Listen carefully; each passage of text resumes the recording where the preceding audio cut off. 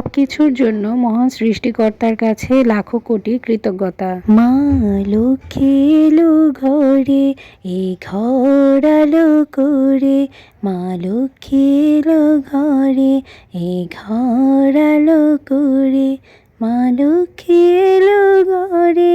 Hello everyone, আশা করি সবাই অনেক ভালো আছেন আর আমিও অনেক ভালো আছি। আজকের এই দিনটা এমন ছিল, মনে হচ্ছিল আমি যুদ্ধের চূড়ান্ত পর্যায়ে যাচ্ছি যুদ্ধ করতে। ঠিক যুদ্ধে যাওয়ার আগে যেরকম হয় সেরকমই আমার মধ্যে অনুভব হচ্ছিল। প্রায় সকাল 7টা নাগাদ থেকে আমার হালকা হালকা পেটে ব্যথা হচ্ছিল, কিন্তু আমি অতটা গুরুত্ব দেইনি। ভাবছিলাম এমনি হয়তো হচ্ছে, চলে যাবে একটু পর, কিন্তু না, সময় যাচ্ছিল আর ব্যথাটা বাড়ছিল। এই যে গাড়িতে ওঠার পরে ঘাম হচ্ছিল, অস্থির লাগছিল প্রচুর পরিমাণ। যদিও ব্যথাটা একদমই সহনীয় ছিল, যার জন্য আমি সকাল থেকে বিকাল পর্যন্ত ওয়েট করতে পেরেছি। আপনাদের ভাই আগেই ফোন করে বলেছিল যে দুপুর এসে চলে আসবে কিনা, পরে আমি সাহস রেখে বলেছিলাম যে না, তুমি অফিস শেষ করে আসো, কেননা আমার ব্যথাটা অতটাও না যেটা সহ্য করার মতো নয়।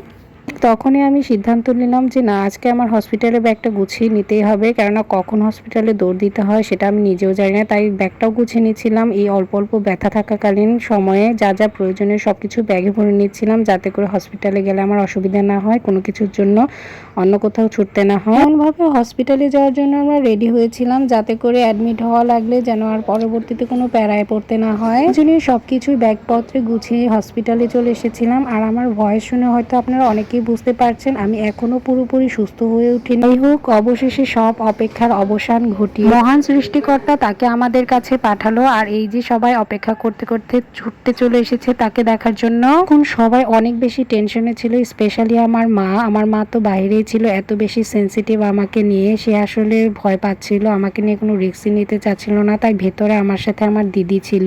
ভেবেছিলাম তাই হলো, হসপিটালে আসা মাত্র আমাদের ইমার্জেন্সিতে ভর্তি করে দিল। অবজারভেশনে রাখা হয়েছিল আমাকে ইমার্জেন্সিতে, আর সাথে কিন্তু আমার দিদি ছিল। বেবি হওয়ার পর প্রথমেই যেন তার বাবার কোলে বেবিটাকে দেওয়া হয় আমি বলে গিয়েছিলাম। তার উদ্দেশ্যে হরে কৃষ্ণ 16 নাম 32 অক্ষর তার বাবাই তার বেবির কানে দিয়েছিল। এই ছোট বেবিটা পৃথিবীতে আসতে না আসতে জন্মের 1 ঘন্টার মধ্যে তাকে ভিটামিন কে টিকা দেওয়া হয়েছিল। ছিল প্রায় রাত 12টা 20-এর দিকে। দিন সকালে তার জীবনের দ্বিতীয় টিকা বিসিজি টিকা নিয়ে আমরা বাসার উদ্দেশ্যে রওনা হয়েছিলাম। তার আগে আমরা সবাই খাওয়া দাওয়া করে নিয়েছিলাম। সবাই নর্মাল খাবার খেলেও আমি কিন্তু নর্মাল খাবার খেতে পারিনি। আমার জন্য নেওয়া হয়েছিল চিকেন স্যুপ।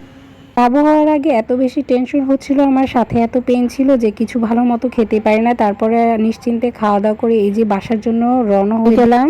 আমি অনেকগুলো ভিডিও ক্লিপ এদিক সেদিক করে দিয়েছিলাম, যেহেতু আমি অসুস্থ ছিলাম, সেভাবে আমার কেউ ভিডিও নিতে পারিনি। যাই হোক, যা ছিল তাই দিয়ে আপনাদের সাথে আমি শেয়ার করছি আমার ডেলিভারি জার্নিটা কেমন ছিল। আমার কাছে ভালো লাগার সব থেকে চরম মুহূর্ত এটাই ছিল যে আমি নিজে সুস্থ থেকে বাবুকে সুন্দর পৃথিবীতে সুস্থভাবে এনে তার বাবার কাছে সুন্দরভাবে বুঝিয়ে দিতে পেরেছি। সবাই আমাদের জন্য, স্পেশালি বাবুর জন্য দোয়া এবং আশীর্বাদ করবেন যে যেখান থেকে দেখছেন। বাবুটা এতটাই ছোট, তাই আপাতত বাবুকে দেখাচ্ছি না, তবে খুব তাড়াতাড়ি শীঘ্রই আপনারা বাবুকে দেখতে পাবেন আশা করি। আর আজকের মতো এখানে ভিডিওটা শেষ করছি, টাটা।